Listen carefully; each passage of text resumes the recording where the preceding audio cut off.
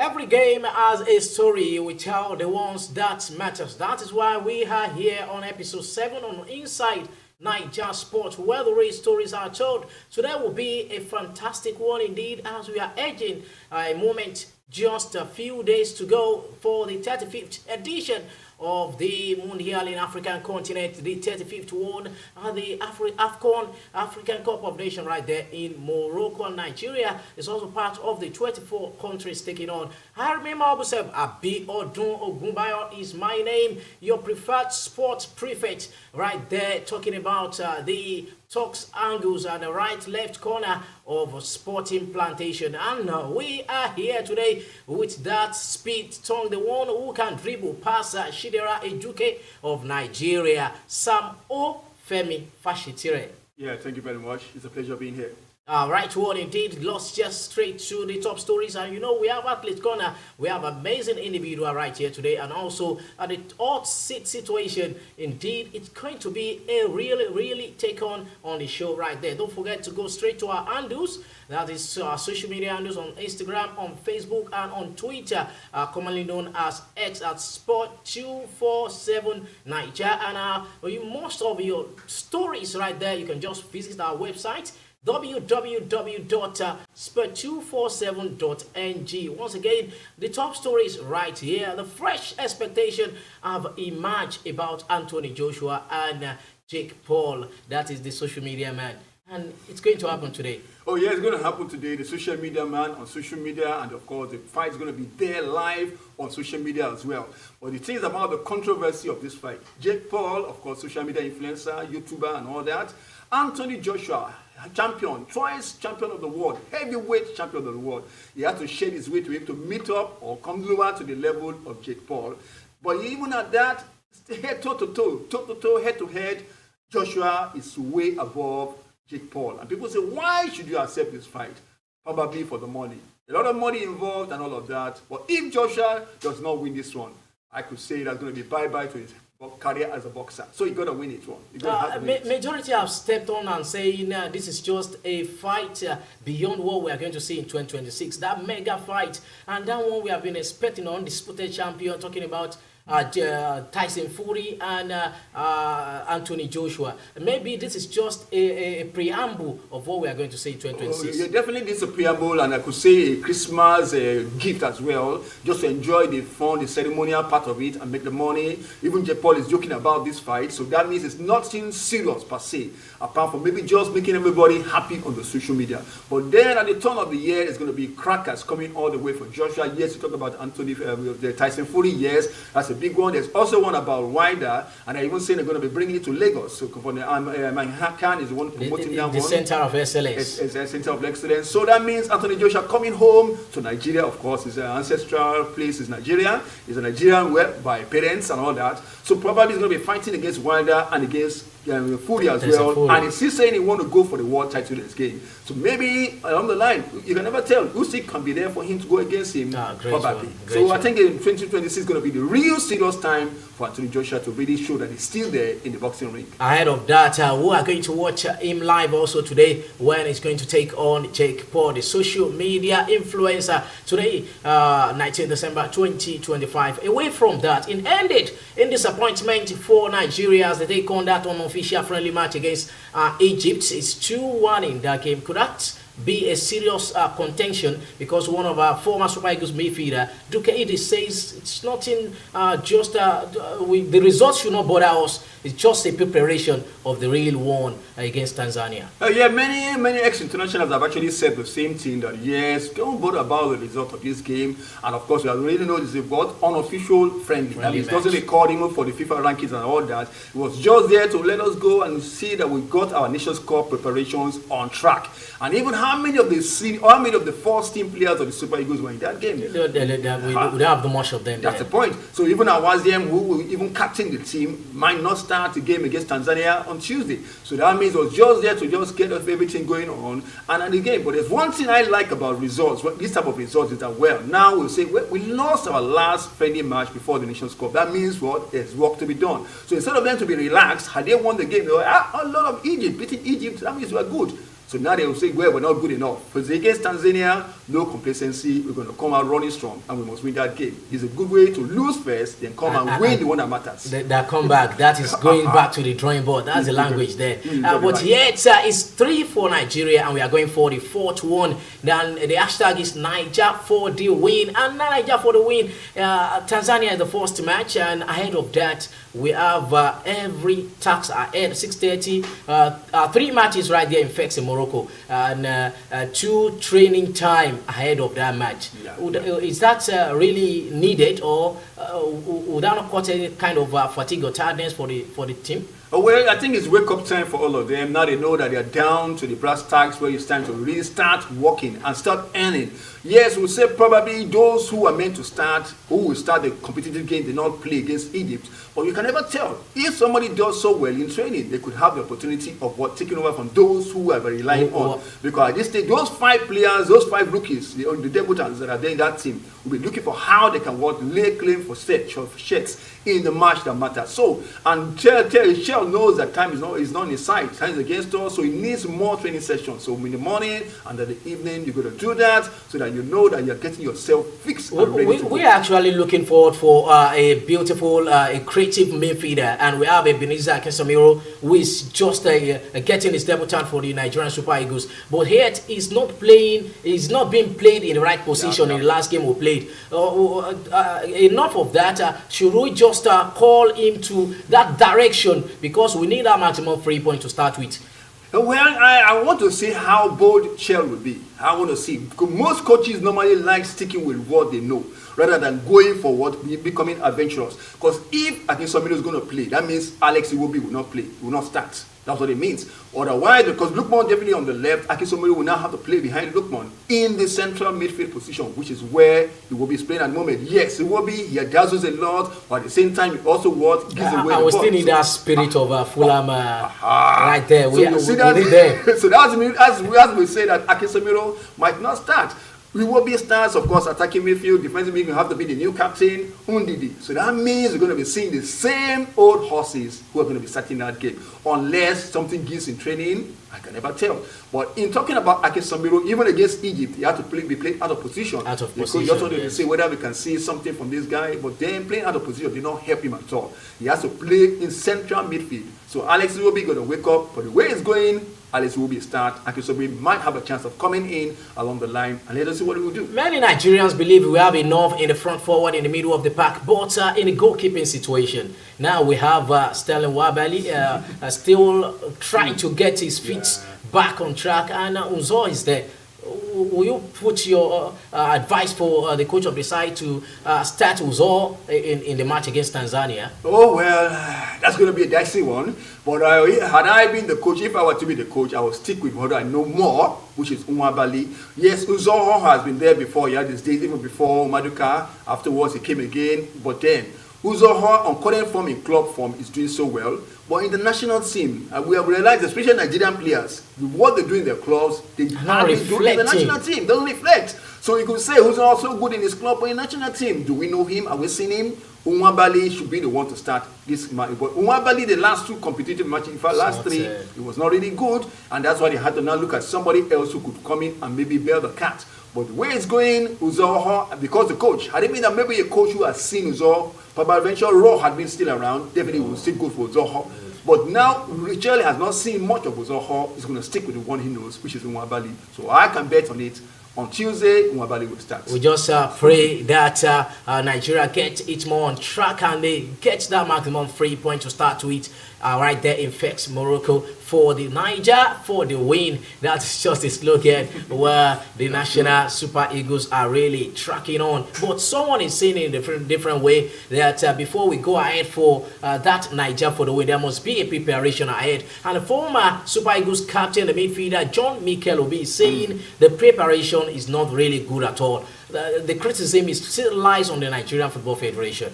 Well, I think in this case, I would disagree with Mikel Obi because the way it is, other countries, two other African countries also knew when FIFA declared that you can't have your players until the 15th. What are you going to do? You don't have your hands are tied. We need to send message to some teams. To send message and even beg them for the players to come around. And that's why even the friendly match that was arranged could not become official any longer because the time was not there. So regarding preparations, well, I think the NFF, yes, it could have been better. Paraventure probably will be talking about it in terms of publicity, but that's going to be all about the show business aspect of it. That's the only other preparation they could have done. But in terms of getting the players earlier, there's nothing they could have done about it. So the players came when they should have come. There's a friendly match that was arranged for them, well, and now they're already out there at the venue of the competition in Fez. They're already there, and they arrived in grand style. I love the attires that the Nigerian team had. We are very good to that. So if you're talking about preparations, I think they did that spot on in that regard. So the only other thing now is probably they should have come out to make an announcement about how much the players are going to get so that there won't be another row over bonuses. That's the only aspect. Maybe Mikel meant, yes, about motivating the players. I think maybe Mikel meant in that regard. Have they done it? But you can never tell. You might have spoken to the players and say, you guys, this time around, you're going to get so much money if you go out there and win. Let's see how it goes. Great one indeed. We can't just move away from the AFCON without talking about Super Eagles of Nigeria. And something is attached, aside from the AFCON, is the Nigeria DR Congo off the field. And this is a turmoil of passport scandal looking right here in the continent. But yet, it's still much not getting that response well from the FIFA, who now give the sanction to that Nigeria petition against DR Congo. Yeah, that's where the bottom line is. The bottom line is about FIFA. I look at it from three angles. Number one is about the ego. Why should Nigeria wait for us to get through the back door? Why should we sneak in? That's going to be the first one about ego. We are too much for this. Some people will say, oh, you shouldn't have bothered. The giant of Africa. Giant of Africa. But there's also the factor that had it been now in a DR Congo that is in Nigeria's position, would they have said they're not going to bother? They too would have protested. They too would have made a petition if they had been in our shoes. So at the end of the day, you say, well, ego aside, what about being reciprocal sportsmanship? They say we are bad losers. Well, they would have done the same. But the other issue now, the main issue is what? How feasible is our protest? How feasible? Because these same players were cleared by FIFA to play, and they've already played. So that means FIFA said, no problem. We are on their own part. So the only angle Nigeria now has is a political angle. The political angle is that, well, citizens of DR Congo, according to the rules of that country, the rules of the land, not qualified. So what now means that the NFS matter is not feasible enough on paper. So what they're going to do is go to the boardroom. They have to now start doing the politicking aspect of it. Go there and fight the battle in the boardroom. That is where it matters most. So it's not just about line of petition on social media, sending it to FIFA. You need to go deep down. You need to go there and fight the battle from the shadows. And we really want to go to the World Cup. Oh, well, of course, they want to go. Because even this tenure of the NFL, they know that if this team, well, as it appears, they're not going, and they don't go, this tenure of the NFL is going to be ridiculed and they're going to be put out. No federation has survived not going to the World Cup. And this one might not survive. So they know that what? Everything must go. They have to refine a way. And well, you give it to them. We always complain that the enemy don't know how to fight the politics of football. So now they're trying to do it. If they win, it's going to be a big one for them. It's just that Nigeria, let's just tell the real stories about it. We need to prepare ahead. All these petition from the left, from this one, that's not the real talk. We need to be as a nation. But away from sports, away from football, let's go about athletes, because Nigerian athletes are really doing well at the AYG African Youth Games in Angola. We are really getting on track, but yet the second position is still not the best for Nigeria. We are second on the log ahead, and South Africa is ahead of us. Yeah, second not good enough. Second straight, and South Africa again. South Africa again. Well, I think but at the same time now it has come and gone. Well, the at least athletics aspect of it. The track and field. Weightlifting, we are really on top there. So that could be the consolation that yes, you've beaten us in the track and field, but in weightlifting we are coming on strong. We are coming very, very much on strong. And I think it now goes back to Athletic Federation of Nigeria, AFM. what is happening to our athletes. Nigeria used to be number one in athletics, at least in short distance races. The best solution to that is proper preparation. Oh, well, proper preparation. And facilities, and we have them in bulk. We can see them in a national sports festival, all those games right there, right in university games. We saw most of our athletes doing fine, very fine well, but yet the preparation is not enough. Maybe the preparation is what South Africa is using, or other countries is using ahead of us in the track and field. Yeah, with preparations and motivation. There's also that aspect of motivation. The thing about sponsor and athletes that NS brought upon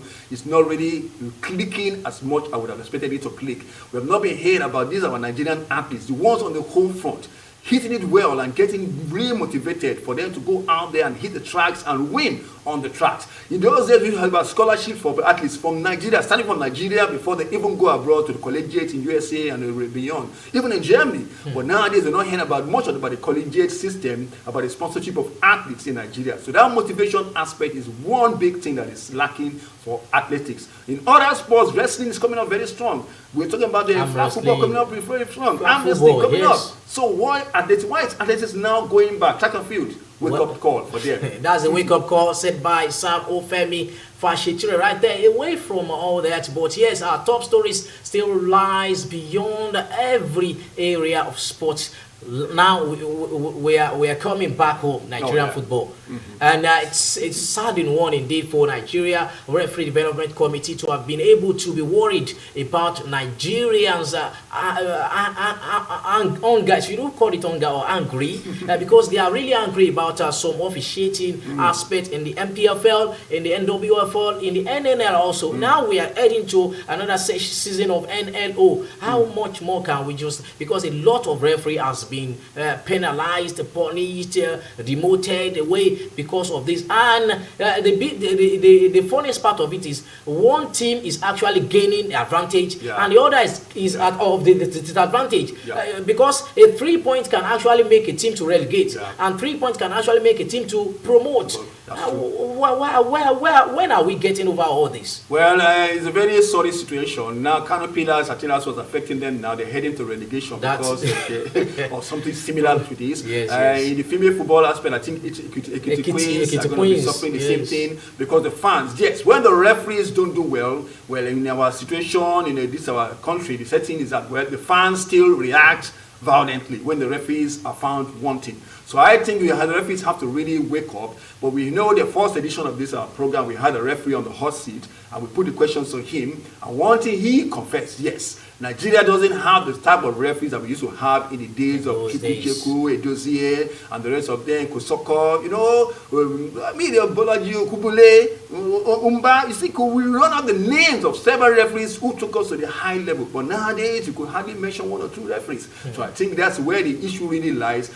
We have to really see how we can really get our referees going on. But when it comes to the situation that the referees on the home front, they are found wanting, how can they get to continental? And that's why when you see continental competitions, Nigerian referees are not selected. Most of these games are shown broadcast live. That is just the bone of contention, and we see much over, should you call it a bad interpretation of the laws of the game. Away from that, Finidi George is right on the track on the summit of the MPFL, and he's worrying again with that 1-0 narrow win against Wiki Tourist for River United to be in that summit, even with one game outstanding ahead of Nasarawa and the likes of things. That's awesome. That's awesome. And we saw it coming. We've been saying it for 2 weeks now, going that well. The way Rivers United have matches in hand, it helps them a lot. Yes. Forget about even the pedigree and the tradition and maybe the money and the stability.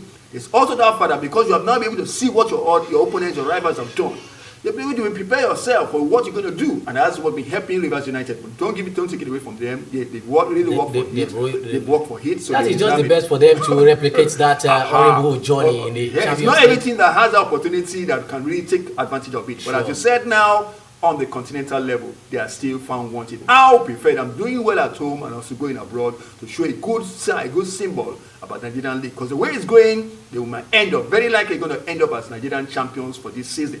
But what about continental? We don't be local champions. That is surely what we need, right? That's what we need. That's what we need. But looking at the 2 points at the top ahead of Nasarawa United, and we have Ikorodu City coming gradually back because that is where they're coming from top 4 to top 2, from top 2 to top 3. They have been coming well, and they have one of the best goalkeeper in the league, Atata, really also doing well for them. But Abia Warriors still fighting it out because Imama Makakabu also saying this journey is what he knows. He has really felt something greatness like that before. And should we be worried for River United, Nasarawa United, because Abia Warriors is also in the pecking order? Yeah, I would love to see Abia Warriors also doing so well. Last season they also gave it a good shot, and they went to Continental eventually. And I mean, Mama especially, he won the league with Rangers some years back. He brought Rangers out of the doldrum and brought them up back to the highest level. So why can't you do the same thing with Abia Warriors? And Abia Warriors too, yes. Abia Warriors are now the respected team in Abia State. Even the governor loves them more than Enyimba. Sure. Well, because they are based in the capital, Enyimba not in the capital of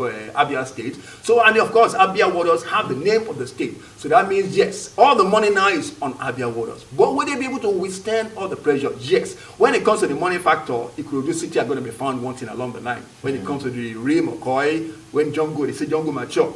Can they withstand it? And they are not even getting their maximum 3 points at all. That's where it matters most. So it's not a sprint, it's a marathon. So when it gets to the thick of it all, they're going to Ikorodu City. Can they withstand the pressure? A big question. So now we're going to be talking about Rivers United and Abia Warriors. Nasarawa United, yes, they've been trying their fair for the middle belt. They're trying their really short. But I think let's watch about Abia Warriors. And they have the highest goal scorer at the last year, and it's also vying for another chance. So well again this time around. So well again. But it's a team, it's not an individual. Okay, that is just the fact. It's a team, not an individual. NWFL is just the last corner on the top stories for today, where we'll also real time talking about Lagos Derby, a ruthless win for FC Robo against Danad Ladies. 5 goals. Wow, and that really turned around the story for NWFL in the outgoing week. When I saw 3 goalless draws, I said, wow, that's not good enough. But then I now remembered, well, FC Robo said, yes, you might be scoring the goalless draws, so they're not scoring, but we can score. And in a derby at that a derby against Dana's Queens, who are also trying to really put an impression on the league this time around. So give it up to FC Robo Queens. That was a great one for them, away fixture for them. So that means when they play at home, they're going to maybe double the scoreline and all that. So where others are playing goalless draws, at least they made it happen. Talking about FC Robo. Edo Queens also made it happen in the other group. And the Edo Queens making it happen helped by Ezra Queens, because the Edo Queens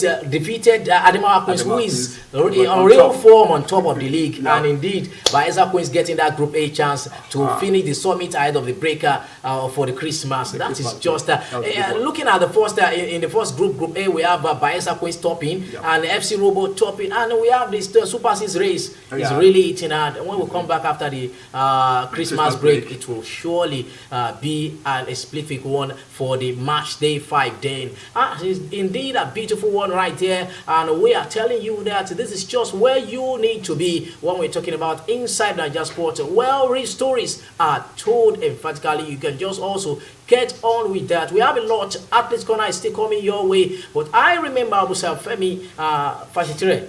Of course, it's very good. We'll see, we have hot seat. We are still much more around. Just stick around the corner, make your comment and everything you need to do, and also share to your neighbors as the show is really preaching on. We have a lot. Athlete Corner right there. I am Abiodun Ogunbayo by name. Your most preferred, senior preferred for grassroots sports. Stick around the corner.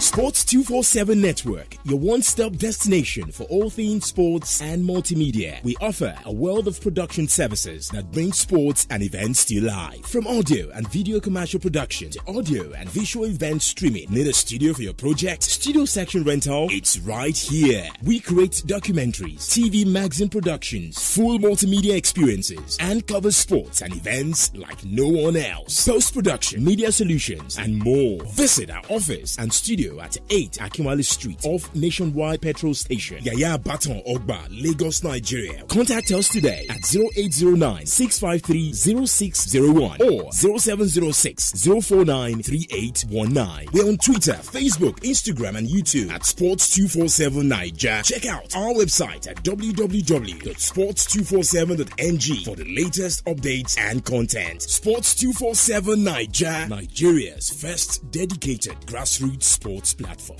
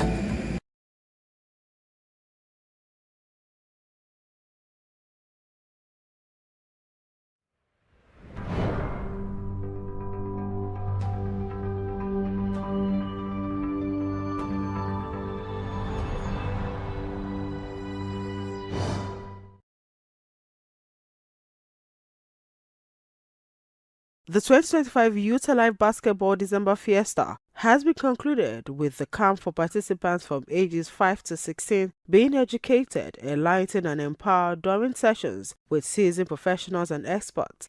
The clinic, designed to equip participants beyond the basketball courts, was significant with far-reaching input as organizers used the initiative to engage players and support the teams who competed fiercely at this year's Youth Alive League. While the league season was successfully concluded a few months ago, the end of the year program provided additional opportunity for the organizers of the highly impactful community development initiative, which has been sustained over the years to enhance the growth from the grassroots level. The week-long program held at the basketball court Mobolaji Johnson Sports Arena, Roe Park, Yaba, was not just about basketball drills, training and competition, but also empowering youth with physical skills that can shape their future. In line with its motto, Youth Alive, Youth Empowered, organizers enlist experts in practical sessions where participants from the basketball initiative learning skills in welding, plumbing, carpentry, electrical work, bricklaying and many more during the course of Fiesta. Founder Youth Alive Basketball Initiative Gbade Olatono says this year was significant in terms of achievement and development, noting that the league, which featured competition in various age categories, was rounded off in August.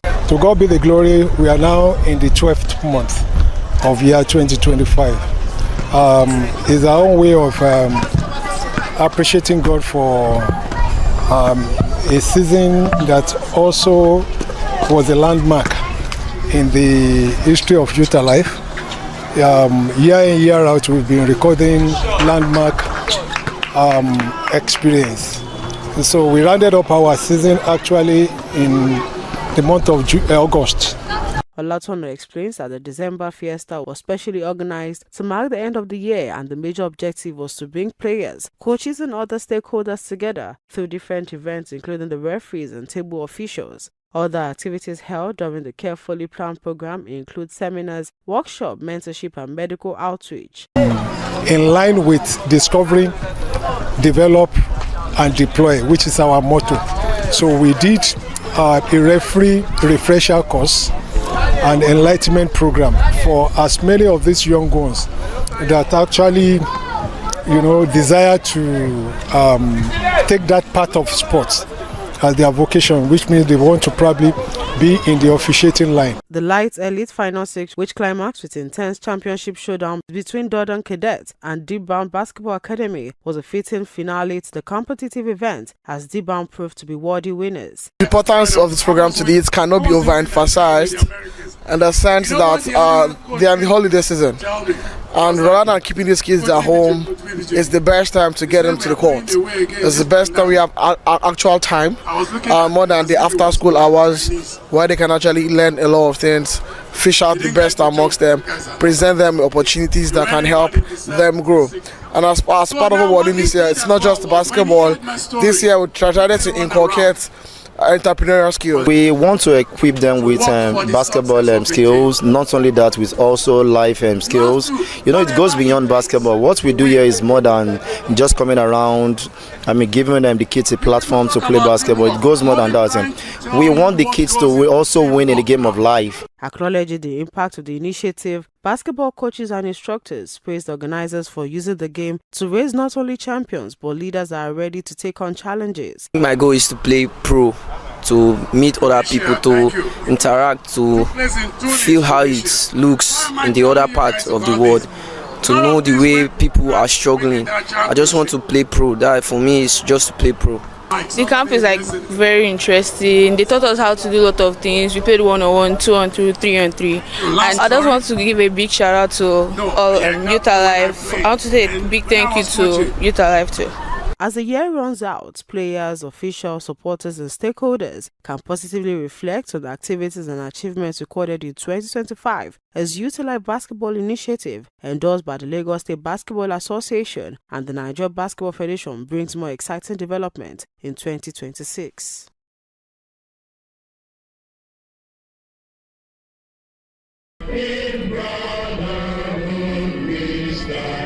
Future Stars 99 Football Academy from Igondo have been crowned champions of the football event at the 2025 Obasa Games after edging Go-Getters Football Academy from Surulere 6-5 on penalties in the dramatic finals played at the Asar Islam Mother College, Oniwaya Agege. The keenly contested finals ended 1-1 at the end of regulation time, with both sides showing resilience despite a heavy downpour that soaked the pitch for much of the encounter. Go-Getters took the lead in the 51st minute when Tumishi Banjoro opened the scoring before substitute Jude Emmanuel restored parity 7 minutes later with a well-taken equalizer for Future Stars. Rain continued to pour as the match wore on, but eased just as the contest moved into a penalty shootout, allowing the finals to be decided under clearer conditions. All of the first 10 sports kicks were converted 5 apiece, forcing the shootout into sudden death. The decisive moment came when Jamiu Adeyanju guessed correctly to save Adekunle Samson's efforts, the only means of the sequence. The triumph marked Future Stars' best outing at the Obasa Games a year after falling short in the quarterfinals on their debut appearance and earned them the top prize of 5 million naira. First runner-up, Go-Getters FA received 3 million naira, while third and fourth teams went home with 1.5 million and 1 million naira.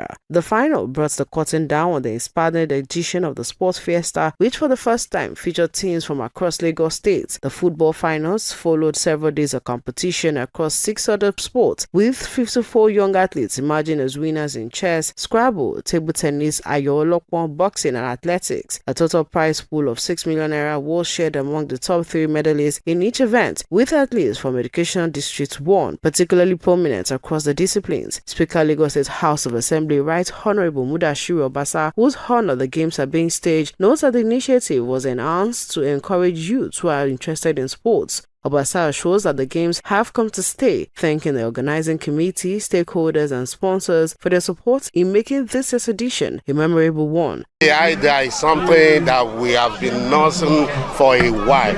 The intent is to bring people together, particularly our youth from Agege, because that was where we started from, with the school boys and girls from primary and secondary before, they took the boat step, to this stage. Is to bring our youth out of the road, the maintenance of these area boys and the rest of them. And we believe we can engage them and divert their energy to something more positive, and that is exactly the intent behind this. Chairman Agege Local Government Honorable Abdulganiu Abasa and Chairman of Owili Agege Local Council Development Area Honorable Abiodun Idowu acknowledged the impact of the games and assured that the initiative will be sustained. This year we've gone to the whole of Lagos, across 600 secondary schools, across various football academies. About 12,000 youths are participated in this game. So we're really excited for the stars we're able to discover in this competition. And it's not only that, every year we bring scouts to come in and also identify talent.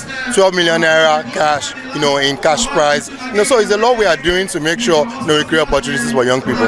We are do something nice to make sure that we bring sport back to our domain.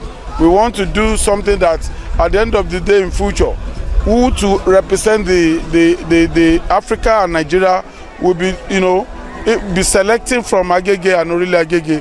And in 2026 budget, we put a lot of things into sports, and we put a lot of funds to make sure that we add values to destinies. Over 10,000 participants were involved in this year's event, being the first time in the history of games covering all 57 local governments in Lagos State, with athletes competing across 2 age categories, under 15 and 18.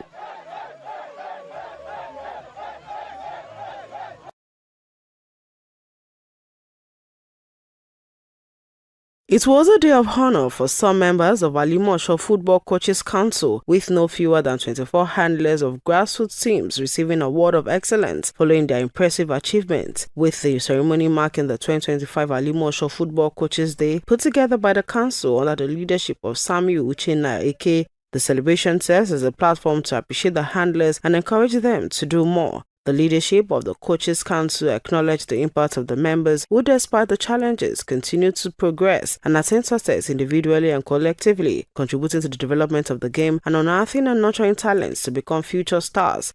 Today we are celebrating our Coaches Day. It's a day that we use to honor our coaches that have done well over the outgoing year. So that's the event we're doing today, and we honored about 26 coaches, because this year we participated in so many competitions from AMIO, which is all the divisions in Ikeja. We participated in the competition, we came second, and we participated in the also Lagos State Football Coaches Association Inter-Council Sports, we came second. So we want to celebrate our coaches that have done well. This is our like annual program, get together. After the year's work as coaches, we always wind down with this our end of the year get together. So that's the main purpose of the program, just to wind down. Lamenting the dearth of support for grassroots football developers in the country, the well-traveled administrator urged government at all levels to support coaches who have dedicated their lives to bringing up talented youth. I've been to other countries. You see how they support the grassroots football.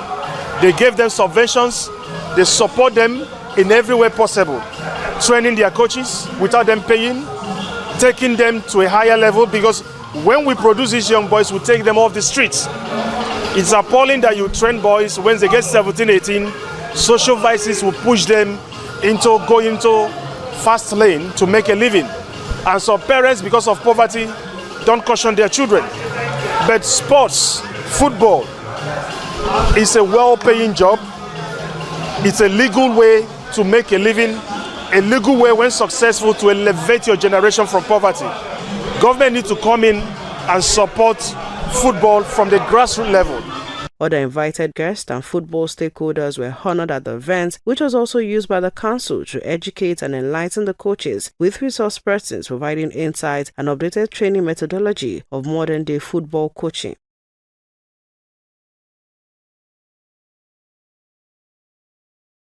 The Nigeria Pitch Awards has unveiled the nominees for its 12th award ceremony, reaffirming its commitment to credibility, transparency, and the development of football in Nigeria. Speaking at the event organized to celebrate partners, members of the College of Voters and Journalists, President Nigeria Pitch Awards Dr. Shina Phillips reiterated that the Nigeria Pitch Awards, since its inception in 2012, has been built on the core values of credibility and transparency, noting that the nomination process followed strict guidelines that have been in place since 2013. Phillips reaffirmed organizers' confidence in the voting process coordinated by CIO Partners, the accounting firm that has been at the helm of the collation and auditing of the results since 2014. Recognizing excellence, the Nigeria Pitch Awards serves as a catalyst to encourage greater investment in sports development by government and corporate organizations. The award categories spotlight the contributions of footballers, coaches, administrators, journalists, government officials, and corporate bodies to the growth of football and sports generally. As part of this year's event, Nigeria Pitch Awards has international sports conference that will bring together local and international sports managers to exchange ideas, adopt modern sports management practices, and help Nigeria build a self-sustaining revenue and employment-generating sports industry. Phillips also disclosed that the Niger Delta Development Commission (NDDC) will be honored with a Special Achievement in Sports Award for its role in sports development through the Niger Delta Games, an initiative aimed at discovering and nurturing talents in the region. We have remained steadfast in this commitment. The emergence of the nominees for the 12th award ceremony today has followed stringent guidelines which have been in operation since 2013. We commend all members of the College of Voters across the country for their professionalism and dedication. And I also add to that their patriotic act. The voting process began on October 29, 2025, and was concluded on November 18, 2025. The response from voters was satisfactory. Our votes collation and verification partner, SIO partners, as always, collated, audited, and verified the integrity of the voting process. We want to thank SIO partners and express our confidence in the result that will be presented at this gathering. We have worked. While announcing the names of nominees, Director of Communications, Nigeria Football Federation, Ademola Olajire, stated that the federation continues to support the Nigeria Pitch Awards because the award process is credible and transparent. The Nigerian Football Federation has continued to endorse this awards because it has remained a very noble project. It has remained something to be proud of. The tenets of transparency, of integrity, of credibility that have been there from the beginning, are still in there, even stronger. And because in all the years of the awards, never had any grumbling or groaning from anywhere, that I'm the one who should have won. They gave it to someone else. That has never happened. In the King of the Pitch category, Atalanta striker Ademola Lookman, the 2024 winner of the award, will face competition from Fulham defender Calvin Bassey and Galatasaray goal poacher Victor Osimhen. The Queen of the Pitch award will be a stiff battle between Chiamaka Nadozie of Brighton and Hove Albion women, Esther Okoronkwo of AFC Toronto, and Rasheedat Ajibade of PSG. Super Eagles' new defensive sensation, Benjamin Frederick, will hope to starve up competition from Calvin Bassey and Olaino for the Defender of the Year award. The Midfielder of the Year category will be a fierce competition between Alex Iwobi, Frank Oyeka, Raphael Onyedika, and Wilfred Ndidi. In the second nominations, Lookman and Osimhen will face competition from Anas Yusuf for the Rashidi Yekini Award for the Best Striker of the Year. The award for the football-friendly Governor of the Year will be a straight contest between Governors Babajide Sanwo-Olu of Lagos State, Dapo Abiodun of Ogun State, and Umo Eno of Akwa Ibom State. Date and venue for the award ceremony and the proposed sports conference will be announced shortly after the Africa Cup of Nations in Morocco.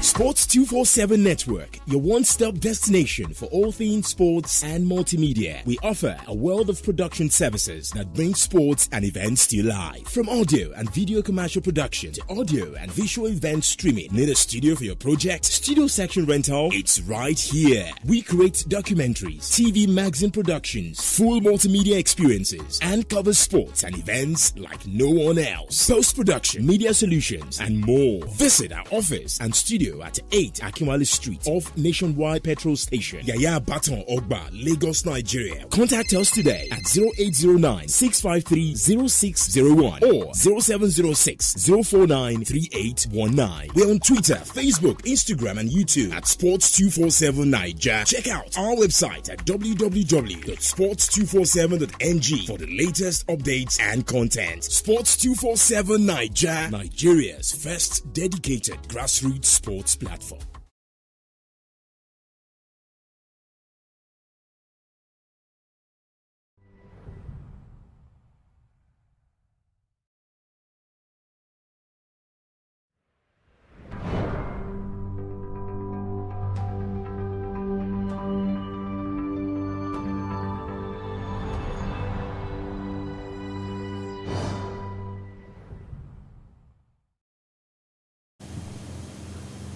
Hello, beautiful people.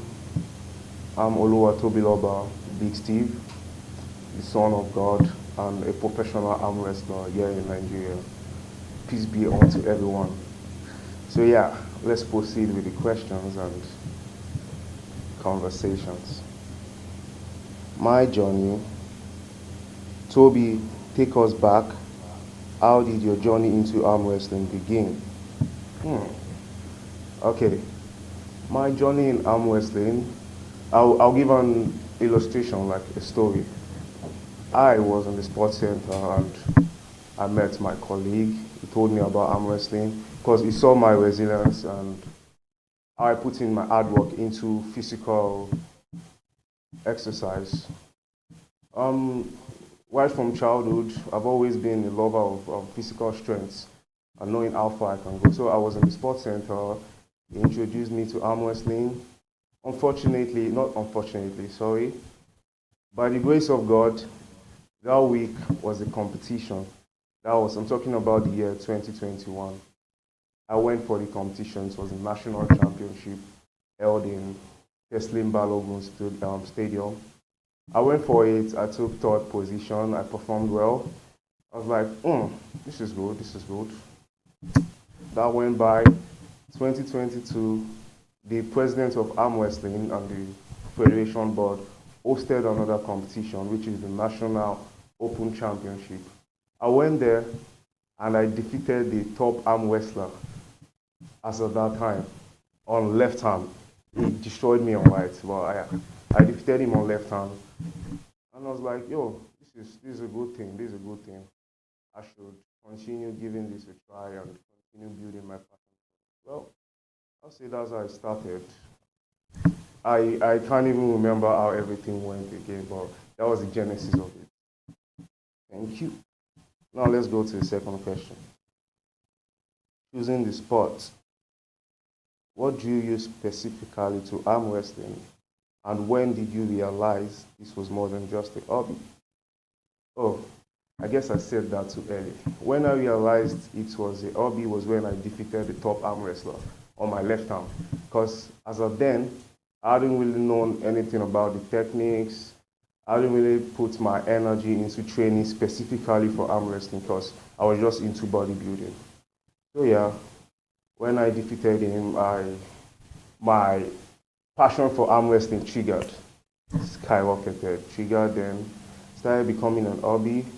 When I'm in the gym training for bodybuilding, I find myself leaving bodybuilding and going to train for arm wrestling, doing the pronation exercise, till I find out that the gym is closed, and I'll be like, oh wow, I just did arm wrestling all through my training session. And it started happening constantly. It happened constantly. Then I was like, oh, okay, yeah, this is going to become a passion and a hobby.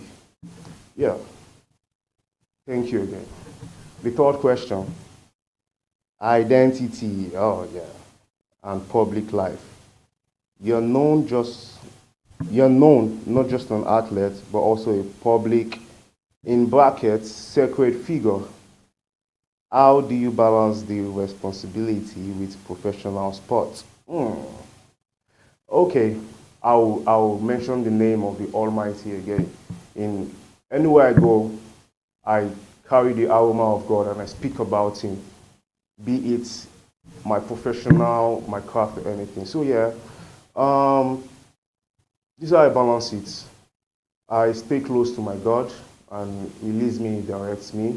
And how He directs me is giving me a sense of discipline, instructing me, and telling me, oh no, this is not time to be with ladies. This is not time to start partying around. This is not time to start doing this. So build your discipline and keep riding. Well, that's how I balance it. With God, He gives me instruction. That's it. Just find God then. He gives you instruction. That's a good way to balance it, in my own opinion. Thank you. Number 4, training and discipline. What does a typical training day look like for you? And how do you maintain peak physical condition? Every day for me is always an intense training. Even when I start off being lazy, find myself being activated again. Why? Because I had already built the passion and the love for the game. So regardless of how I damage my body, regardless of how I invest and make some sacrifice, I still flow with it. And I ride on. Every day is always an intense training if you want to be a champion. There's no day off. No day off. The only day off is when you want to get your solitude, connecting to source. Oh yeah, that's it. No day off. Thank you. Number 5, mental strength. I love this. Arm wrestling is as much as mental as it is physical. How do you prepare mentally before a major contest? Okay. Discipline, discipline, discipline. Nothing beats discipline. I get my motivation and spice it up with discipline. Daily motivation, spicing it up with discipline. So yeah, that's how I ride on. That's how I ride on. I cut off things that are not beneficial at that moment. I try not to focus on any negative force or negative entity, negative energy. I just try to be sacred, and I do my part, which is training and becoming stronger, feeding my body, getting my vitamins on point, spreading love. That's the most important thing. It's really not that hard. When you fall in love with something, you don't see the obstacles there. You really don't see the storms. You just start to flow. So that's what I'll say. Flow, love. Once you dwell in love, you are mentally prepared. Number 6, biggest challenge. What has been the toughest challenge you faced in your arm wrestling career so far? I gotta reflect. Because I really don't see things as challenge. I see things as learning. Because I'm already in love with the sport, so I really don't go with the word challenge. I go with the word learning. But if we talk about challenge, I'll say being in an environment where people don't really understand where I'm going. Craving that comfort and that word of encouragement to say you're doing good, keep going. You really don't get that when you're starting off, so it's really a challenge. Sometimes you feel like you're going down the path, but by God's grace, I know I'm going up and I'm learning. So that'll be one of the biggest challenge, not having people around to understand what you're actually trying to do. And another thing, for this one, I will talk on, is resources. Resources can be a challenge sometimes when I try to want to invest in myself, because right now I've taken a leap of faith where it's just arm wrestling, nothing else. Nothing else. So like when there's no resources to like back it up, when there's no encouragement to back it up, it's one of the it's a constant mental battle. So yeah, we'll keep on riding. Thank you. Number 7, breakthrough moments. Was there a defining match or moment when you knew you belonged among the top arm wrestlers? Yeah. That was reflecting earlier this year in Ibadan. We hosted a national competition, National Open Championship. Yeah. That was the first time I actually gave it a lot of energy. I had upgraded where I studied my techniques, I studied my weak point, I studied everything. I gave it my all in that competition. I went with full force. I went with the armor of God. I went with my physical strength and everything. I went with the full force and I was just dominating everybody. We're not even talking about winning. Now we're talking about dominating. So that was what I went to display right there. And when I was alone, I'll say I was proud of myself and I loved my performance. I was like, oh, I'm actually fighting like a professional now. Am I a professional? Then my God whispered to me and said, yes, you are a professional. That's why we're here right now. I will continue to conquer. Thank you. Again, I'll keep on saying thank you. Number 8, growth of arm wrestling in Nigeria. How will you rate the growth and support of arm wrestling in Nigeria today?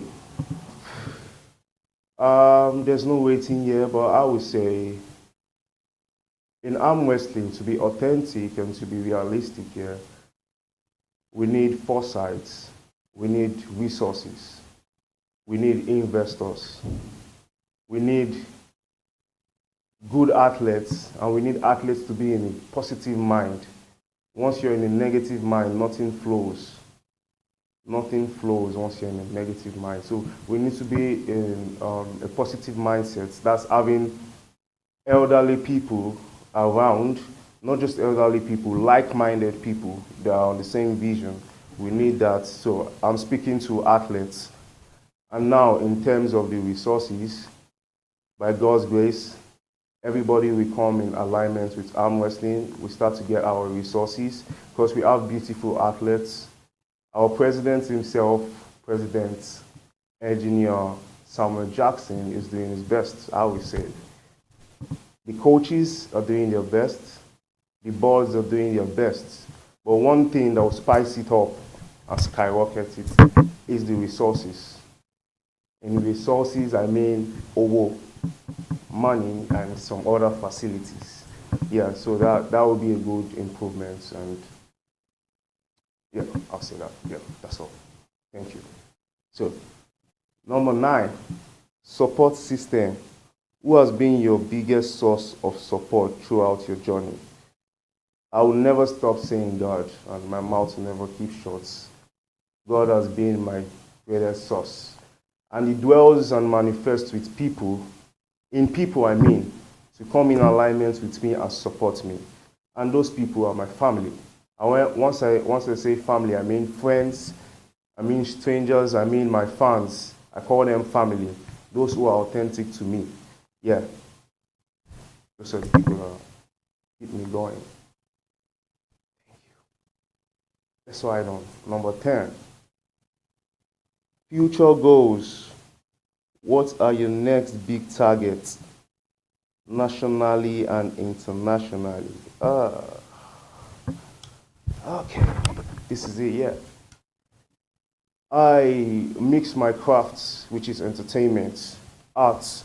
I mix it with arm wrestling. And my goal is to take arm wrestling into another dimension, not just going there to perform and show strength. I go there to deliver messages from God.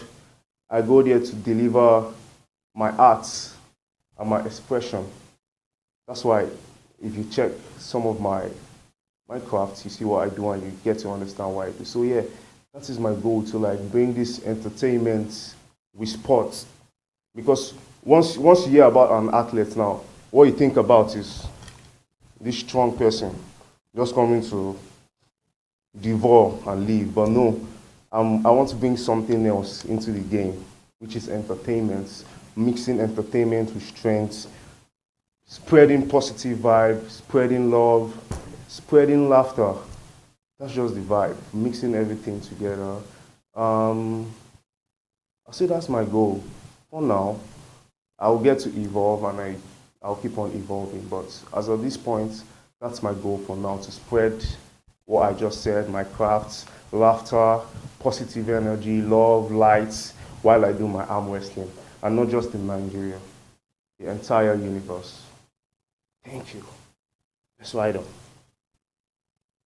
Number 11. Life lessons from the sport. What has arm wrestling taught you about discipline, patience, and life? This is even general. Once you're an athlete, or not just an athlete, jobs, whatever you do, once you're focused and you're purposeful, it just gives you this sense of discipline automatically. It gives you this sense of focus. It gives you so many things that would benefit you in this way it's called life. So arm wrestling is something that has built my discipline, because as an arm wrestler training for a competition, I wouldn't want to be out doing the opposite. You get what I mean? Doing the opposite. So like, it makes me focus. It builds that discipline in me, that rage and everything. It just makes me go into tunnel vision. Because I wouldn't want them defeating me. Nobody wants them to defeat themselves. You feel me? I wouldn't want them defeating me. So like, I gotta stay on track. I gotta stay disciplined. Tunnel vision. So yeah, that's how arm wrestling makes me just stay disciplined. Because if I'm not doing arm wrestling, I'm wondering what I would have been doing. Probably just wasting my time.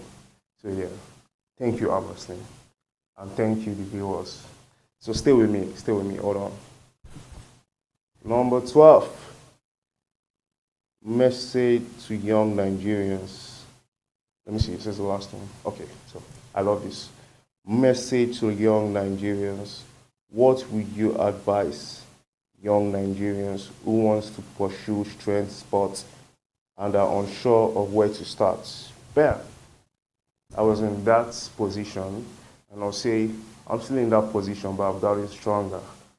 I've gotten my strength. So yeah, one thing you need to do is to embrace your inner child. Now we're talking about strength here. Think about when you were a child. When you watch Spider-Man, when you watch Superman, when you watch Green Lantern, and so on. So like, embrace your inner child. Cut off any negative force, cut off naysayers, and focus on embracing your inner child. Assume you're a superhero.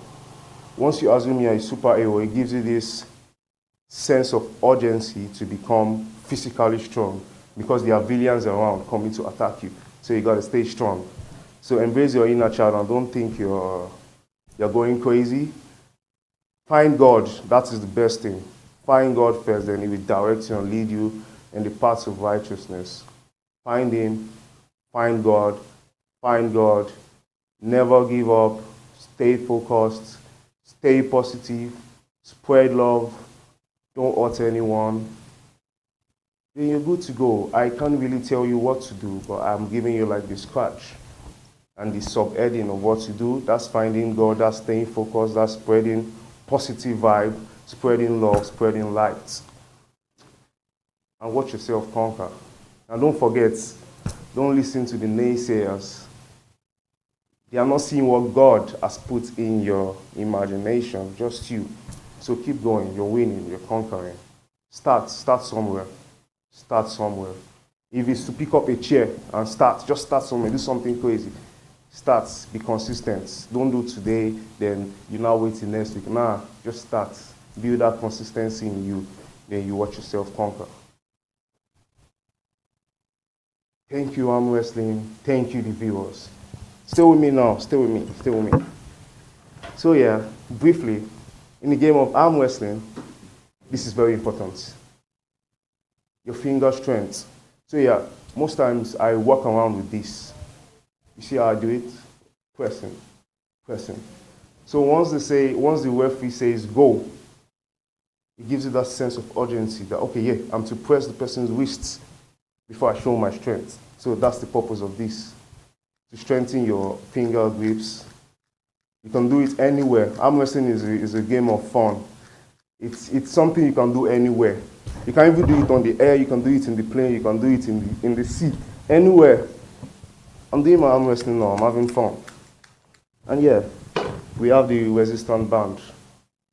I take this along with me just for warm-up if I can't like go to the gym to like go intense. I always do though, but like, let's say I'm at home on Saturdays, weekends and all, I just take my resistance band. I fix my thumb beneath like this. Then this is what they call the pronation. The pronation enables you to open up your opponent's fingertips. So this is the pronation. While my opponent trains for a tight finger grip, I train for stronger pronation so I can open up his fingerprints. Sorry. His fingertips. Yeah, like this. So let me do some craziness right now before I go.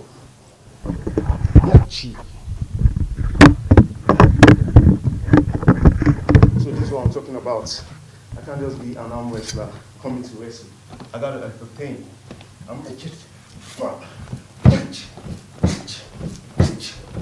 please tell me when to stop. I'm not gonna stop. I'm not gonna stop, so tell me when to stop.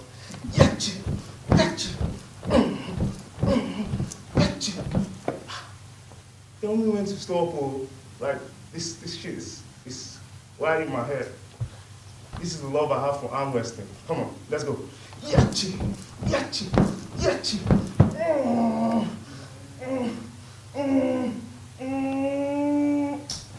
Yeah, I got my gold medal. Thank you.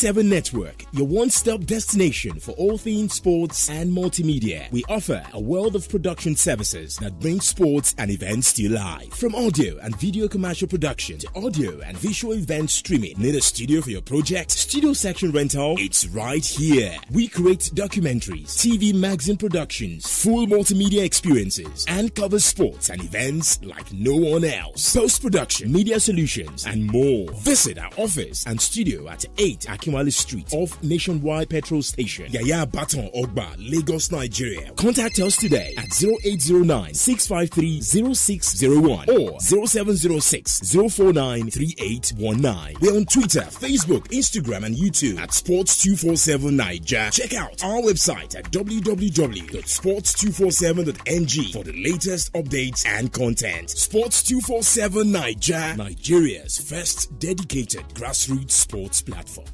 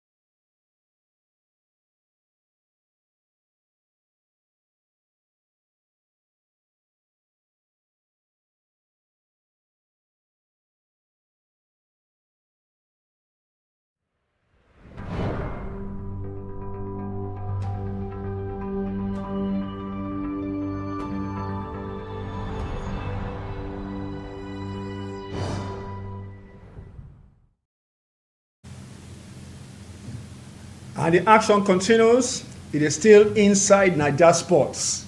For Sports 247 Naija, I am the speed tongue, Femi Fashitire.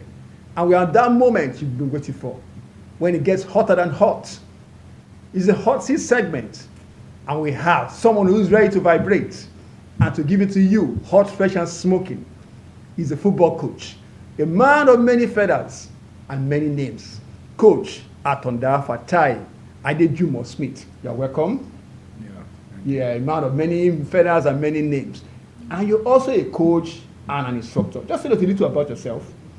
Yeah, if I may correct that, I'm Coach Akonde Fatai Adejumo Smith. Oh, okay. I studied electronics in my first degree in Ladoke Akintola University of Technology, Ogbomoso. I happens to be one of the students there, played for Crown FC Ogbomoso, moved to Shooting Stars, moved to Sunshine. I was serving when I was playing for Shooting Stars before traveling out to play outside the country. Started in Singapore, moved to Malaysia, moved to Southern Russia. That was it. And it was towards the end of my career I decided to look into the area of impacting knowledge, because I discovered that a lot of our kids are missing so much. And I can imagine if they know it early, you can get to be a better player, you understand? So with the kind of network, the kind of people that I met with while playing, and I decided to be a coach and keep impacting and keep sharing knowledge. Wow, that's awesome. I'll take you back to that one. You spoke about mixing education with football. And you came elect. That's what you used to call, I think, electronics. How did you cope? Wow, it was tough. Tough in the sense that, Ladoke Akintola University of Technology, Ogbomoso, there was still a bit new. Before you get your courses accredited, it's very tough. And come in the engineering department and you said you are playing football. Some of my lecturers didn't find it funny, especially when I was selected to go for the World University Game in Sicily, Italy. That was 1997, and it's tough. I went with the team. On coming back, I had to do my exam alone. I was still invigilated. You can imagine only you having an exam and you are still invigilated. It's tough, but it's all good. I was able to. And you were able to overcome. That's an awesome one. Now, there's this statement many people make nowadays when they hear about Nigerian players going abroad. They say, yeah, going to Indonesia, Singapore, Malaysia. So what would you advise? You played in Malaysia and Singapore. Are they good enough that if you don't play in Nigeria, you can go there? But people say, no, England is better. I think there are two different approach in terms of the way the countries are. If you are going into Asia to play, it's different from Europe. It's more business-like in Europe than Asia. Asia is about what you can offer. Can you play? They can pay you. You are not playing well, then because their transfer is always open. You play 2 games, you are not good enough, you are sent packing. In Asia, in Europe, you can still be built, especially when you are younger, and you can still be for other markets. Even when you can't make into the first team of a team, you can be loaned out to get more experience, and that's the business. But in Asia, it's a bit different. Can you deliver? If you can't deliver, the next person is coming. So it's tougher to play in Asia than to play in Europe. Very, very tough to play. So that means you advise some young ones nowadays, don't matter, you can go to Malaysia, you can go. If you are going, a lot also depends on your network, your agent. Your agent may have a reason to take you to Asia first, and some of them do pay well anyway. They pay even better than European teams. So it depends on what your aims and objectives are. If you are comfortable with what they offer you and you see, why not? Because we play this game for a lot of reasons. So your reasons might be the drive to take you to where you want to go. It's all about the Benjamins, that's the money. Now, you played in the Nigerian League, and I know you're coaching in the Nigerian League as of now. What are the problems with the Nigerian League? Wow. That's, a lot of problem. One of the basic problem is, you see, the structure. The structure is not there. A lot of people, a lot of us are just in the structure. If I say the structure, I mean You see, it starts from the structure in each of the teams. What are the goals and objectives of the team? Before going into which level are you playing? Are you an amateur team? Are you a semi-pro? Are you a pro? These things have to be clear-cut objectives. And these objectives, if you're an amateur, you are more of developing teams. And you discover that most amateur teams want to win every game. Oh, yes. So definitely you are missing it. So if you move into the pros, yes, you have your objective. What are you doing? Are you setting up? Because in the Western world, they set out what they intend to achieve every season, and they don't deceive themselves. I know quite well that we can't win the league. I should know. Okay, what should we do? Let's sustain. Let's maintain it. So that would be our objective. We are not winning, but we don't want to be relegated. Do you think any Nigerian team can put that as is? Everybody wants to win, knowing fully well that Enyimba has been there, Shooting has been there, Remo has been there. You just want to come and you are giving the coach the task to say he wants to win the league. Do you even have the quality players to do it? So that's where the problem starts, right from even the team. Not to talk of every other variables around it. Referees, pitches, management, arrangement, game day, so many. To play a single game is so demanding. To play a single game, what you need to put there as in the readiness for a game is so much. The logistics, the players, the press, a lot. Wow. But now you feature in the lower cadre, the third tier, with the Vinod Football Academy. But an academy playing in the league. Don't you think maybe there's a misnomer somewhere? That's the Nigeria League One. Well, how do you go about it? Academy. The thing is, I was able to be the one that advised specifically for the owner, Vinod FA, who happens to be the present chairman of Agege local government. The first son of the Honorable Speaker of Lagos State, the person of Obasa. I had to advise him to say, okay, we have to start from U19. The NLO2 is U19. So like that, we can progress steadily into the NLO1. Then from there, depending on what you want, you now start going. That the players can develop and we can get a lot of things from the players. And we're very, very lucky, maybe because of the hard work. The first season, we were able to gain the promotion. Wow. We played all through to the playoffs. We played 9 games and we won 9. You understand? It's not something that happens all the time, but it can happen. It's football. It doesn't mean that we'll do it again and we'll still get 9-9. Yeah, I know it happened. But we're lucky enough and worked hard enough to do that, and now we're in the NLO1. Now we have to now sit and say, okay, we're in the NLO1. After NLO1 is the NNL, and that's the pro. So are we going into the pro? What are we going to do? What players are we working with? What are we going to do? Our scouting network is one of the things we have to improve on, which is we're already doing. So those are key things that we are now have to put now. Okay, we've changed, the level don't change now. We have to look at what we need to do to be able to stand our ground. Well, personally, I'm very critical about Nigerian League, the domestic league. Now, the Nigerian League players, people say they should be in the main Super Eagles, but in Chan, they could not win. So that means they're not good enough. Do you agree with me?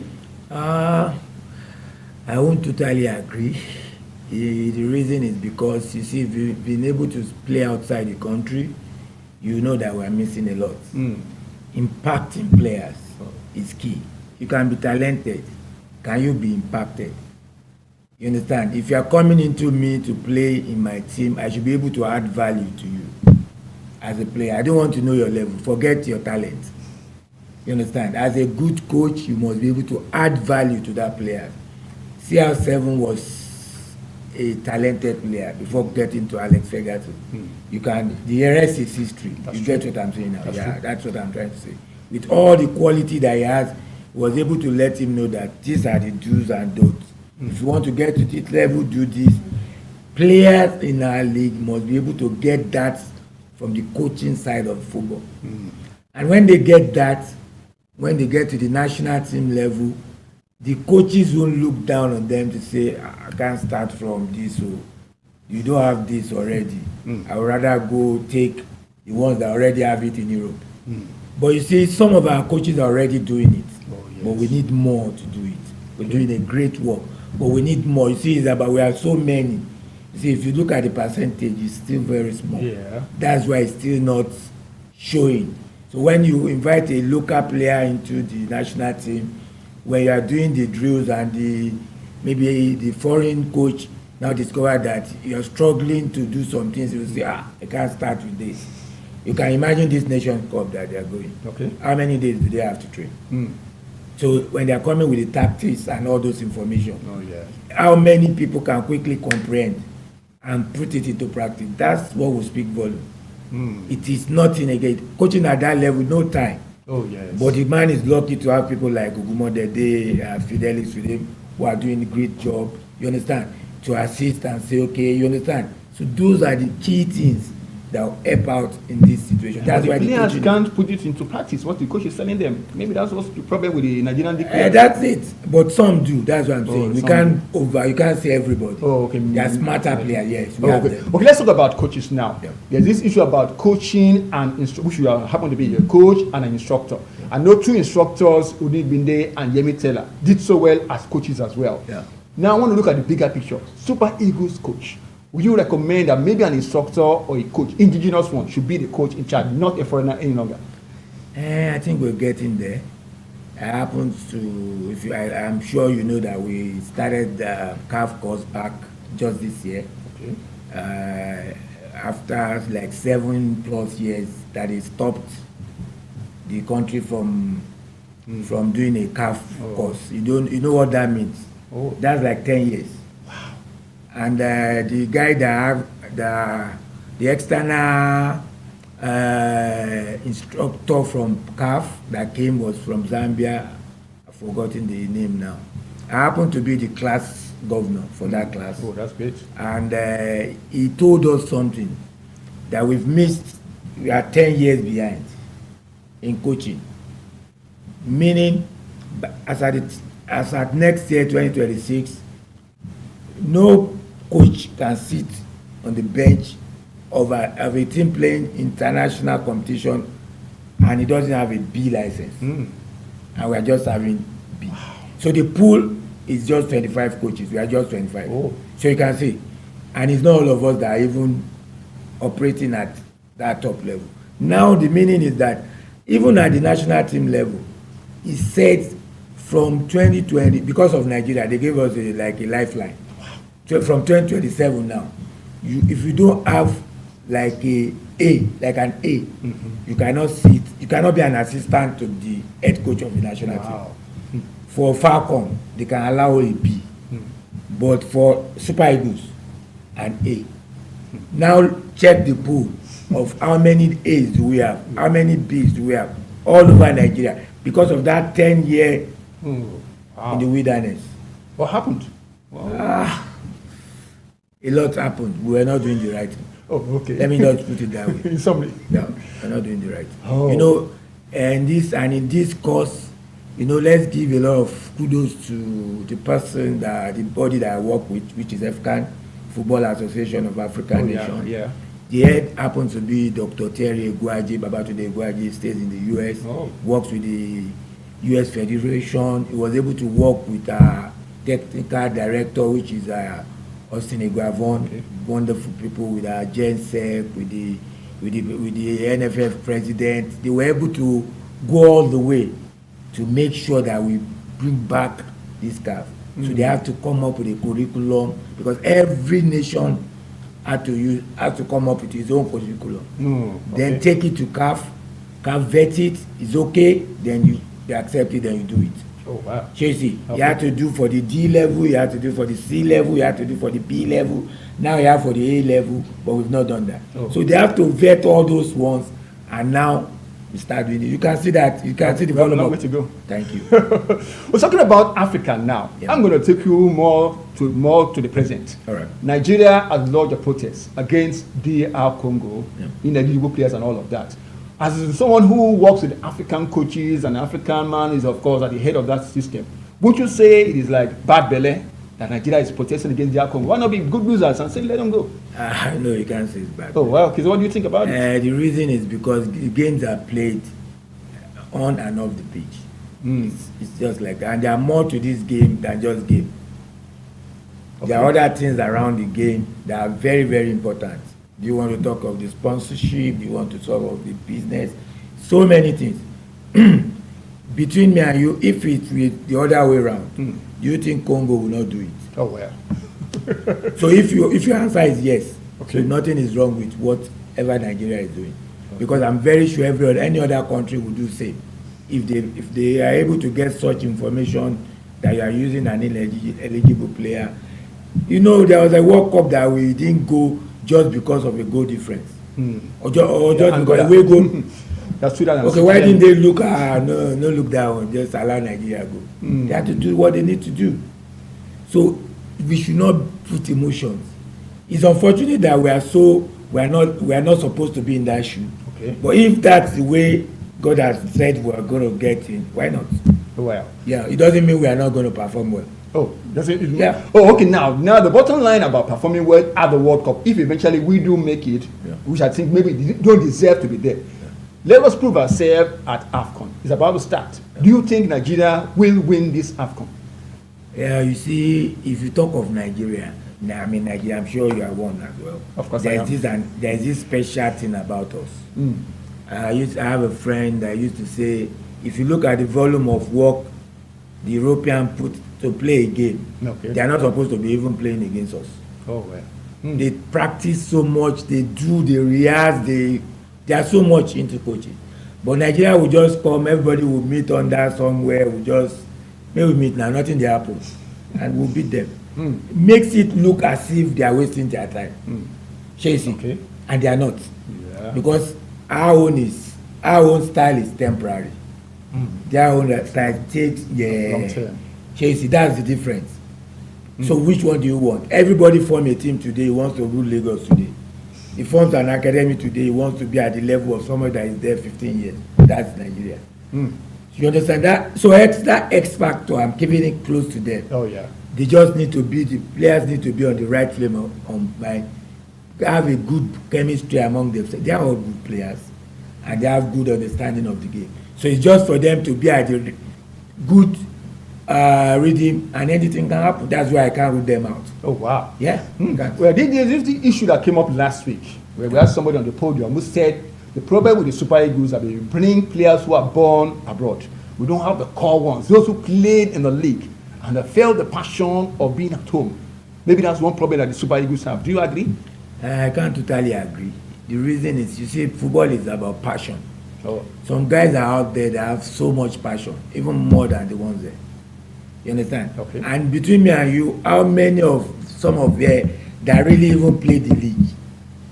Some will go from academy and he will go to Europe. Yeah, he has not even played shooting, play sunshine. Check those ones that you are comparing them to. They moved within the rank before. Because if we are looking at the past, we should always be careful to see that it is not what was happening then that is happening now. Yeah. People move from shooting to Eyimba to before national team. But in here now, you can even go straight from the academy. And you are doing well in Europe, you are into the national team. That's true. So what is your experience about that thing that person is talking about? Have you played on a bumpy pitch? You have not. Oh well, that's a big one. Chasey. Oh yeah. Have you, because they just put you and you're already in Stamford Bridge playing on a very good. You can even take your eye off the ball and you still read it and play. And you are not in Naija where you are playing, where you need to even calculate how many bounce that bad ball will do before you get there. Not to talk of your control, a lot of things. So we have to balance. When we should not use emotions. Yeah, it's tough here. Okay. But I'm very sure a lot of people are putting so much hard work. So you can't overrule, you can't take it off. And some guys out there, some people like Ademola Lookman struggle at the initial stage. Yeah. But you can't tell me he's not doing well now. Oh, yeah, the same thing with the Fulham guy. Okay. The one. Okay. It's Bassi. You remember a game with Ghana? No, yeah. That was their first listing. They threw them in and it was a bad experience because the result didn't come. You understand? If you had used the big stick and finished them, that are they still go? Check those guys down. Check how they manage and they adapt and They settled it. You understand? It's the only thing is that there must be standard. Quality must go. That's it. You can the two guys that I mentioned now, you know, they're quality players, that's true. and there are other ones too. Yeah, I just use those two as once they have the quality and the mental to say I want to play. Yeah. I'm thinking they'll do it. Well, time is running out, but I think I have enough time for just 2 more questions. All right. Now I'm going to come back to maybe from the front where you are. Youth football in Nigeria. Now we spoke about people from academies going abroad and doing well, but our Golden Eagles, Flying Eagles, they are not doing well. We are not doing what we used to do in youth football. What is the problem with the Golden Eagles and the Flying Eagles? You see, I don't think there's really too much problem, but it's just our mentality of this sense of now we get up. When last did you see other people to win? Nigeria, yes. Name any other 2 people that has that consistency to win. It's like a graph. Sometimes you just present yourself with quality and you are going down like that. Sometimes you now struggle to come down. Check Man U now. Okay. It's Man U, the Man U. They are going through a phase. Yeah. Yes, when Nigeria is doing, because when we create those things, it usually affect us more, especially when it's coming from the media. You see, you just think, but really what we need to do is to stay consistent. Are we sourcing from school? Are we doing this? What's our template to source? What are we doing? Can we do you can imagine saying, can we do a 5-10 year project and say, don't think of qualifying for anything. Okay. Let's do a project. First 5 years, we want to be at this level. How many Nigerians do you think will agree with this? Well, that's true. That's why we get in there, we do our normal thing. If it works well, we ajelo. If it doesn't work well, everybody create a scene. Can we be ready to say, no kill coach, leave the coach, let him work for 5 years, 10 years, and produce this, come up with a template, this, so many. Can we be that patient? Wow. Because a lot of people are gaining from even us qualifying. Yes, that's true. And they don't want to hear stories that you don't qualify. Yes. So it's better you do it the way they do it. The way you do it. And get qualified. Over age players? Not really over age. Going, don't let me use it because it's better now. It's better than what we started with. They are doing very well. They're better. I'm not saying we're there, but it's much better than the 85 when we first won it. It's getting better. You understand? But now, if you say you are a coach there, can you give that coach good time frame to settle down to build to build a real team? Yes. Can we 5 years check England that Ademola Lookman came out from? If you followed England, they won the England, they won the 20. Check. They were like, check, you follow England, you check. Everybody just say Ademola Lookman and you believe where does he come from? That team. How many year project is that? Now we are the ones using him. And all I know I can mention Odoi is one of them. Odoi, the guy that played. Yeah. They are set like that. I think this guy in Man City too is there, the left-footed. You see, there are a pool of players that go through the rank. England was not winning any, but when they got it, they won England, they won 20. They were like that. And I think Morocco too. Yeah, look at Morocco too now. Well, okay, the final one because of time is now we're going to come back to you again. Yeah. The NLO. Okay. It has not started. You are preparing for it, but I have to wonder why NLO? Why has the season not started? What are these and what are your plans for it? And we play the NLO this season. It's always a very short one. Oh, but the one they are going into now, proposing next year, is going to be a bit longer. That's the way it should be anyway. Because it's supposed to be a developmental league. And the more games you play, the better you are. But I don't know, maybe the Angel just speak to them. Now they are going into like a home and away format. Wow. Meaning players will play more games. Can the clubs cope? Clubs, can they cope with it? They have to work it out. That's where they are sponsors. Because if you say that not coping has been why we are playing it short. Because they will just convert everybody to a place and you play yourself within 1 or less than 2 weeks, you are done. Can you call that a season? You know why? Because you are not there to correct the player after a game. You understand? You are not there to correct him and a lot of things is happening. You understand? So at the end of the day, a player needs to play, come back, correct, go back, come back, correct, then they get better. Wow. But if you don't have time to correct, so many things will set in. injuries, tiredness, so many things. And they are young boys. You can keep them. So the NLO, that means January, February before it starts up? Yes, it starts in April, I think April, yeah. But everything not is too up. late? It's not too late because of they don't have. It's not a very long time. Yeah, and your team, Vinod, I think Vinod is the name of the team. Yeah, Vinod FA. Are you going to win it? We always compete to win. Always compete to win. Yes, Because nobody goes to the competition and says, I'm not going to win it. Like I just told you, you might go there to compete. So can you stick out your neck and say Super Eagles will win AFCON, this AFCON? I will always do that for Super Eagles. So who we're going to beat in the final? We're going to beat Morocco is always a major contender. So Nigeria, Morocco in the final, Nigeria wins. Yes, it's going to be tough, but I think we can do it. So I could say that's going to be the oracle from Coach Akonde. Okay, Akonde, not Atonda. Okay, Akonde Fatai Adejumo Smith. Yeah. Smith, are you a Nigerian? I am. Okay, Adejumo, of course, a Nigerian name. Of course, from Ogbomoso yourself. Oh, Ogbomoso, that's for your state. Well, it has been awesome. It has been awesome. Yes, the hot seat, and Iman has been able to withstand the heat. And he said, no worry, bring it on. That's what he said. Well, before we go, another heat you're going to face now. Let's have our athlete of the week, Big Steve. Please come around. Now, there's going to be a big fight coming up tonight in Miami, USA. Okay. The big one against the small one. Yeah. Joshua against Jake. Yeah. People say it's a mismatch. Now, we want to have our own, maybe it's going to be a mismatch. Yes. Versus Big Steve versus Coach Smith. Who's going to win? Let's get it. I'm sure you can defeat you. Which one are we doing? Arm wrestling. Arm wrestling. Not the slamming. I'm sure I'm going to have over 85 points on my odds. But you have muscles here. Yes, I know on my odds to win. So I'm advising people to bet on to bet on you? Yes. Okay, he's going to be the winner. Yes. Oh, hey, Abiodun, yeah. Maybe Abiodun will be the umpire. So Yes, let's let the prefect come along. Yeah, the prefect. You say they should put the money on him to defeat. I'm encouraging people. So Jake Paul will defeat Joshua. That's what it means. Let's get it. So it's Madrid shooting. Oh, okay, Madrid shooting. Like Madrid against Shooting Stars. Shooting Stars will win. I'm trying to look at the shooting spirit. Oh, well. How are we doing it? How are we doing? Let's go. Okay. On the table. Oh, well, that's great. Okay. Let's see how it goes. Let's see how it goes. I saw some of his training the other day. Wow, that's great. He was giving me. Well, Let's go. All right. Let's go. Who's the umpire? Well, doing well. Okay, I'll be done now. Okay. Let's go. Okay. Here we go. I know you've not started.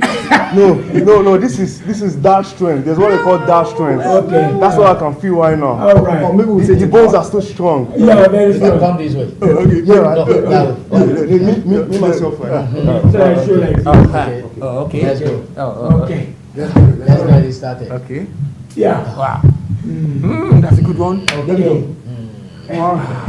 Come on. Yeah. Or do we say it's a draw? Are we going? Are we going? Are we going? I think that's what I think it's a draw. It's a draw. Okay.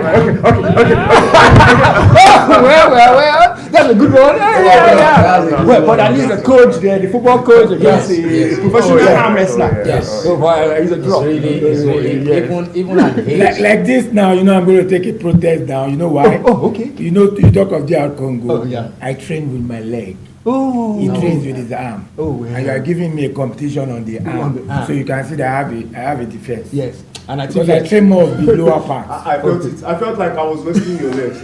Shall we see? We'll take it to the ball. That's my defense. That's my defense. Sorry. Okay. So I'm going to drop my protest after so this. the result is not going to be announced yet. Okay, you go to the boardroom and come up with the result. But it has been awesome. That's a great guy. Oh, that's a good one. We all just Big very, very important. Oh, very. God They are racing professionals. Yeah, Thank you for coming on the program. fantastic. And Coach Smith. The passion is there. I told you about passion. Oh, yeah. That's the first thing to do. Once you have the passion, there's no way you can fly. Yeah. And of course, the passion will see Nigeria win the AFCON. Definitely. Thank you for coming on the program. Thank you for coming. And before we go, let's just let you know that you can win a Christmas giveaway right here on the show, and that is Pro Star Contest Flag Football. We have it on board for you on episode 8, which is next week.